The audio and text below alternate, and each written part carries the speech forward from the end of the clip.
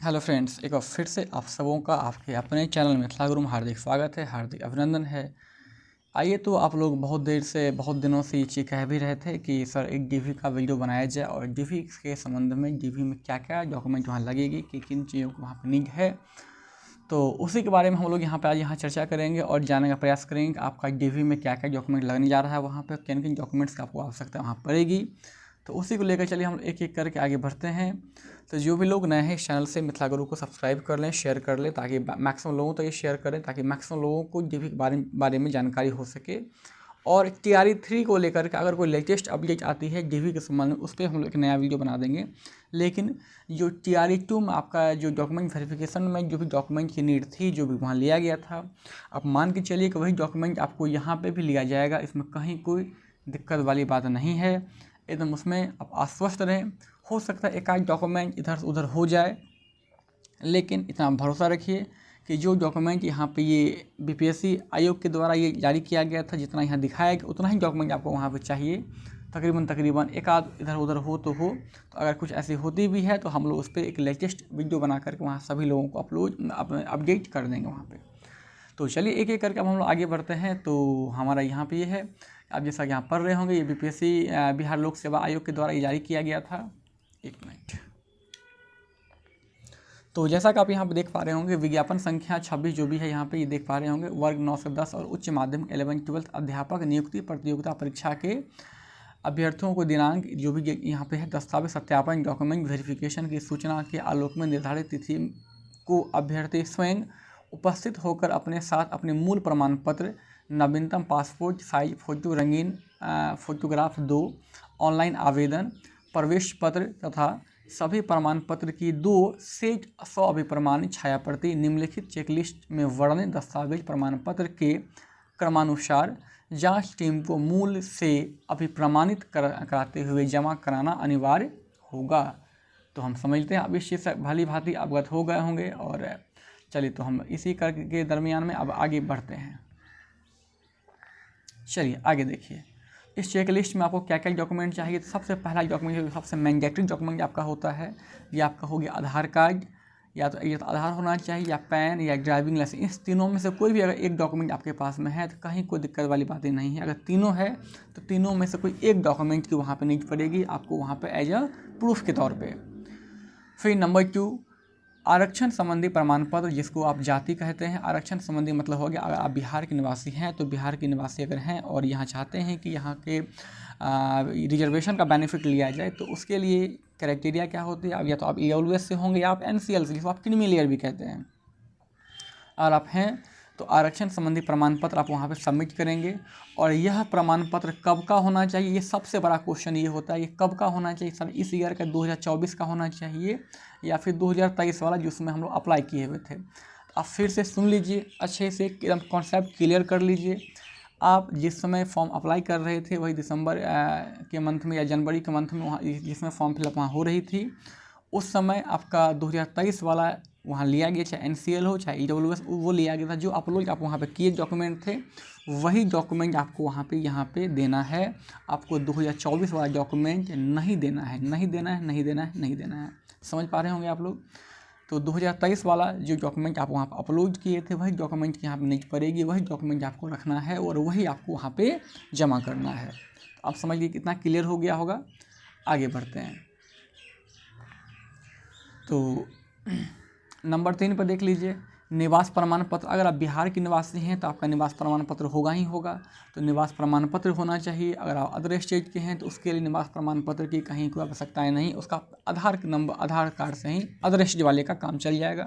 लेकिन जो भी लोग बिहार के निवासी हैं, बिहार के मूल निवासी हैं, उनके लिए निवास प्रमाण पत्र होना अति आवश्यक है अगर आप चाहते हैं बेनिफिट लिया जाए आरक्षण का। तो ये नंबर 3 हो गया। नंबर 4, दिव्यांग प्रमाण पत्र। जो भी लोग PH, OH, VI कैटेगरी, अन्य जो भी दिव्यांग लोग जो भी हैं वो चाहते हैं कि उनको बेनिफिट मिले दिव्यांगता का। तो वो आप जानते हैं कि दिव्यांगता तो भाई उसका एक परमानेंट सर्टिफिकेट होता है, वो हर साल चेंज नहीं होता है वो, ठीक है। तो अगर आप जिसमें आप अप्लाई करते थे, जो अप्लाई किए हुए थे, जो वहाँ डाले हुए थे, तो वही दिव्यांग सर्टिफिकेट, खैर दिव्यांग सब एक ही होता है। तो ये डॉक्यूमेंट आपको वहाँ पर देना है उसको आप एकदम रेडी रख लीजिए, अरेंज कर लीजिए, निकाल लीजिए पास में। ये नहीं हो कि कल अगर DV का डेट दे दिया जाए तो एकदम जा कर के फिर एकदम हड़बड़ी में खोज रहे हैं, मिल नहीं रहा, यहाँ नहीं है, वो नहीं, ऐसे नहीं, वैसा नहीं। ये ऐसी वाली हड़बड़ी वाली काम नहीं करना है। अभी से आप लोग तैयार हो जाइए, एकदम मन बना लीजिए कि आपका एक DV होने जा रहा है, इसमें कहीं को रोक टोक वाली बातें नहीं है। नंबर 5, जो भी लोग भूतपूर्व सैनिक या एक्स सर्विसमैन हैं, तो एक्स सर्विसमैन जो भी लोग होंगे उनका एक्स सर्विसमैन का आप जानते हैं उनको सर्टिफिकेट मिलता है, ठीक है। तो आप वो एकदम रेडी रखें। जो भी लोग ऐसे हैं तो एक्स सर्विसमैन का डॉक्यूमेंट आप तैयार रखें, बिल्कुल आपका भी होने जा रहा है सर, एकदम पहले से तैयार रखें। नियोजित शिक्षक संबंध दस्तावेज, पहली बात तो नियोजित शिक्षक हमको नहीं लगता कि इसमें होगा, क्योंकि मैक्सिमम लोग मैक्सिमम काम समझते हैं, 100% लोग लगभग अब सक्षमता परीक्षा पास कर चुका है, तो यहाँ पर नहीं होना चाहिए। फिर भी एक आध लोग हो तो कहीं कोई दिक्कत वाली बात नहीं। तो ऐसे लोग नियोजित शिक्षक संबंध दस्तावेज जो उनका है, जो उनका ज्वाइनिंग लेटर है, वो एकदम रेडी रखेंगे। और वो यहाँ पे आपको DV के समय यहाँ पर आपको दिखाना पड़ेगा ज्वाइनिंग लेटर जो आपको वहाँ पे दिया गया होगा। नंबर 7, जो भी लोग स्वतंत्रता सेनानी के पोता पोती नाती या नतनी संबंधी जो भी प्रमाण पत्र है एकदम वो तैयार रखेंगे। एकदम ये मैंडेटरी है, चाहिए ही चाहिए। अगर आपको ये इसका बेनिफिट लेना है तो इसका एकदम होना ही चाहिए डॉक्यूमेंट, ये एकदम तैयार रखिए। तो जो भी लोग इन सारे क्राइटेरिया में आते हैं अपना अपना डॉक्यूमेंट को अपने अकॉर्डिंग अरेंज कर लेंगे और वहाँ पे दिखाने का काम करेंगे। तो नंबर 1 पे आता है CTET BTET और पेपर 1 का दस्तावेज प्रमाण पत्र। तो जो भी लोग चाहे DLED हो, सॉरी जो 1 to 5 हो चाहे 6 to 8 हो, जानते हैं कि यहाँ पे CTET की आवश्यकताएँ होती है, CTET BTET और BTET दोनों पेपर की आवश्यकताएँ होती है। अगर पेपर 1 की बात करेंगे तो आप जानते हैं पेपर 1 किसके लिए होता है, ये 1 to 5 के लिए होता है। चाहे तो BTET का पेपर 1 होना चाहिए या CTET का पेपर 1 होना चाहिए। अगर आप DLED के एस्पिरेंट हैं, DLED किए हुए हैं, 1 to 5 के एस्पिरेंट हैं, तो बिल्कुल आप एकदम ये भी दस्तावेज आप रेडी करके रखिए।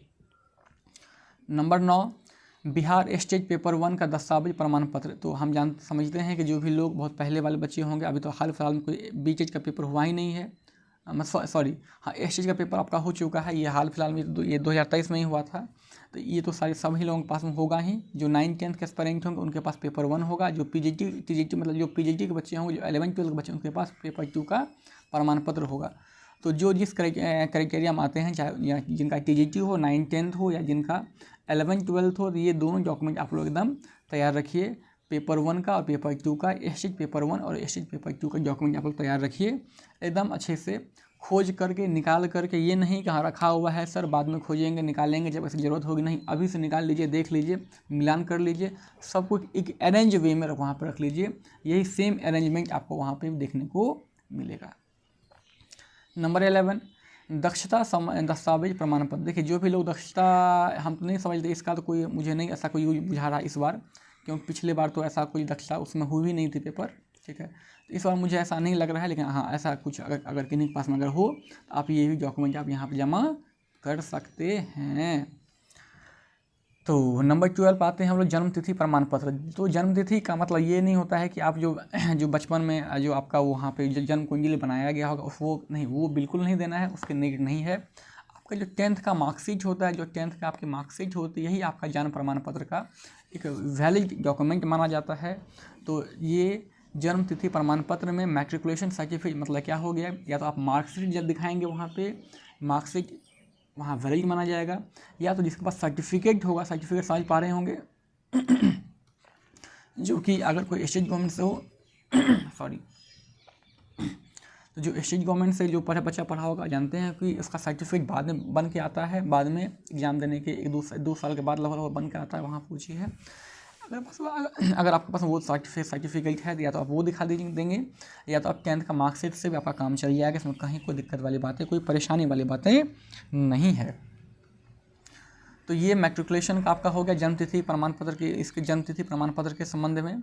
नंबर 13, शैक्षणिक योग्यता। अगर 1 to 5 का अगर आप एप्लीकेबल हैं तो उसके दस्तावेज संबंधी प्रमाण पत्र अब आप देंगे। अगर आप DLED किए हुए हैं तो DLED का प्रमाण पत्र, इसका मतलब कि आप चाहे तो जैसे इसमें मैट्रिक का हो गया, मैट्रिक का ये मार्कशीट और ये सर्टिफिकेट, और जो CBSE वाले बच्चे होंगे उसका मार्कशीट में ही सर्टिफिकेट इंक्लूड होता है, तो उसको अलग से देने की ज़रूरत नहीं है।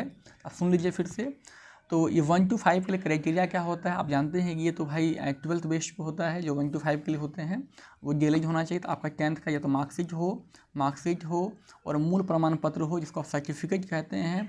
और जो सीबीएसई के बच्चे होंगे तो सीबीएसई के बच्चों के लिए क्या होता है 10th के मार्कशीट में ही उसका सर्टिफिकेट इंक्लूड होता है, उसको अलग से देने की आवश्यकता नहीं पड़ती है, वो तैयार रखेंगे।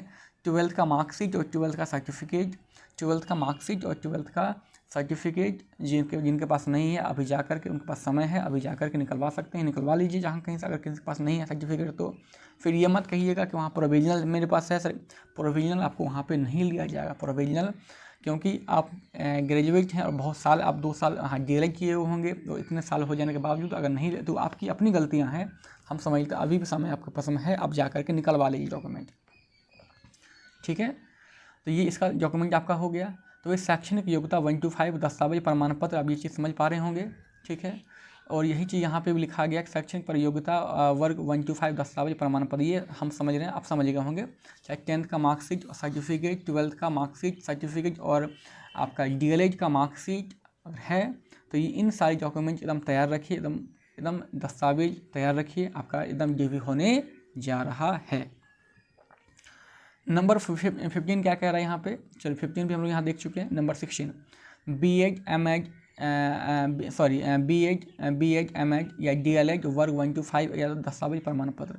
अब जानते हैं कि 1 to 5 से बीएड वाले को तो खैर बाहर कर दिया गया है, और तो यहाँ बीएड में तो भाई एमएड भी नहीं होगा यहाँ पे। तो डीएलएड वाले बच्चे एकदम अपना डॉक्यूमेंट एकदम तैयार रखेंगे, एकदम वो चीज़ मैंने पहले ही कह चुका हूँ कि आप एकदम तैयार रखिए, आपका हो रहा है, कहीं कोई दिक्कत वाली बातें नहीं है, एकदम निकाल कर रखिए पहले से। ये नहीं कि जब होगा, जब रिजल्ट आ जाएगी तब निकालने जाएंगे, तब तक कहीं लेट ना हो जाए, क्योंकि जानते हैं इस बार चेक मांगनी पड़ेगी भी आपके कॉन्सेप्ट पे, आपका डीवी होने वाला है।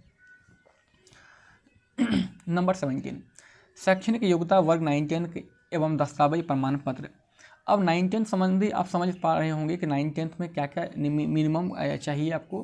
तो आप जानते होंगे कि 1 to 5 9-10 के लिए जो मिनिमम डॉक्यूमेंट चाहिए वहाँ पे, चाहे 1 to यहाँ पे ये 10th का मार्कशीट सर्टिफिकेट मैंने पहले ही कह चुका हूँ, 12th का मार्कशीट सर्टिफिकेट ये भी पहले बताया जा चुका है, और इसमें ग्रेजुएशन की मार्कशीट, फाइनल ईयर की मार्कशीट होनी चाहिए। और आपके पास सर्टिफिकेट है तो कहीं कोई दिक्कत तो और अच्छी बात है, अगर नहीं भी है तो उससे कहीं कोई दिक्कत वाली बातें नहीं है, बशर्ते आपके पास बीएड का मार्कशीट मेन सर्टिफिकेट होना चाहिए। और सर्टिफिकेट ऐसे कोई नीड है नहीं, लेकिन हाँ आपका अगर बीएड का अगर आपके पास मार्कशीट है, फाइनल ईयर का मार्कशीट है, उससे भी काम आपका चल जाएगा। तो ये मिनिमम क्राइटेरिया होता है 9-10 के लिए, डीवी के लिए। आगे बढ़ते हैं।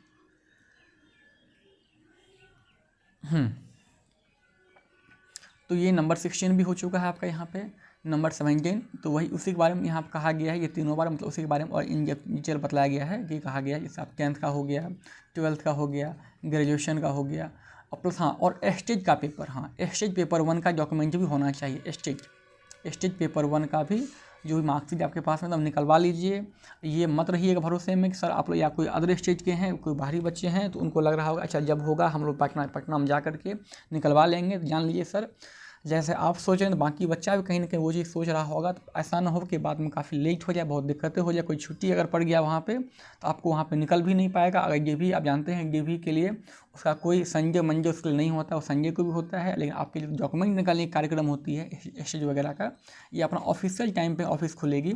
इसलिए कि जो भी लोग नहीं लिए हैं एकदम निकाल लीजिए, वो अभी ही लेकर आ जाइए। जिन भी लोगों का मार्क्स उतना बन रहा है एकदम आश्वस्त रहिए, उनका डॉक्यूमेंट होना ही होना है, बिल्कुल वो स्कूल में पढ़ाते हुए बहुत जल्द पाए जाएंगे। तो ये आपका हो गया 18 तक हम समझते आप समझ गए होंगे। वही 19 संबंधी वही कह रहा है कि बीएड या बीएड या बीएससी बीएड जो भी है 9-10 या दस्तावेज प्रमाण पत्र, तो वही होगा आपका बीएड का मार्कशीट, फाइनल ईयर का मार्कशीट, और जो आपका मेन डॉक्यूमेंट है वो होना चाहिए। अगर ये है तो तैयार रखिए, एकदम होने जा रहा है आपका। नंबर 20 क्या कह रहा है, शैक्षणिक योग्यता 11, तो 11-12 आप जानते हैं उसके लिए जैसे अब 10th का हो गया, 12th का हो गया और ग्रेजुएशन हो गया, उससे पीजी हो गया आपका, पीजी का मार्कशीट, फाइनल ईयर का मार्कशीट होना चाहिए। और आपका स्टेज पेपर 2 का डॉक्यूमेंट होना चाहिए, स्टेज पेपर 2 का डॉक्यूमेंट होना चाहिए, मैं यहाँ लिख दे रहा हूँ स्टेज पेपर 2 डॉक्यूमेंट होना चाहिए। इन सारे डॉक्यूमेंट एकदम तैयार रखिए, आपका डीवी होने जा रहा है, इसमें कहीं कोई लेकिन किंतु परंतु वाली बातें नहीं है। ये हो गया आपका। और नंबर 22 में क्या कह रहा है भाई कि सेक्शन की योग्यता भाई 11th-12th दस्तावेज प्रमाण पत्र, तो मैंने ऑलरेडी बता दिया हूँ भाई आपको कि ये सारी डॉक्यूमेंट की आवश्यकताएँ हैं। आप एकदम तैयार रखिए। तो आप सभी लोगों को एक बार फिर से अग्रिम बधाई डॉक्यूमेंट वेरिफिकेशन के लिए। बहुत जल्द आप DV करते हुए पाए जाएंगे। हम चाहते हैं कि सभी लोगों का DV हो और मैक्सिमम से मैक्सिमम लोगों का सिलेक्शन हो। लेकिन जो भी लोग बाकी लोग जो भ्रामक वाली बातें बोलते हैं या कहते हैं कि 50 नंबर 30 नंबर पर सिलेक्शन होगा, तो देखिए कुछ मतलब कैटेगरी में कट ऑफ कम जा सकती है, इसका मतलब ये नहीं होगा UR कट ऑफ कम जाएगा। इन चीज़ों से आप दूर रहेंगे। और जिनका मार्क्स कम बन रहा है एकदम पढ़िए, पढ़ाई कीजिए। TRE 4 भी बहुत जल्द एकदम सर पे है, बहुत जल्द एग्ज़ाम वो ये नोटिफिकेशन जारी करके बहुत जल्द एग्ज़ाम कंडक्ट करवा लिया जाएगा। तो आप ये मत सोचिएगा कि जब आएगा तब तैयारी करें, अभी से कीजिए। और इसी प्रकार का प्रोसेस आपका TRE 4 में भी होने जा रहा है। और हाँ, TRE 3 के लिए एक और संदेश कि TRE 3 के डॉक्यूमेंट अगर कुछ नई लेटेस्ट अपडेट अगर कुछ आता है, आयोग अगर कुछ ऐसे बतलाती है, तो उस पर लेटेस्ट वीडियो बना करके हम आपको बतला दिया जाएगा, इन्फॉर्म कर दिया जाएगा, अपडेट कर दिया जाएगा।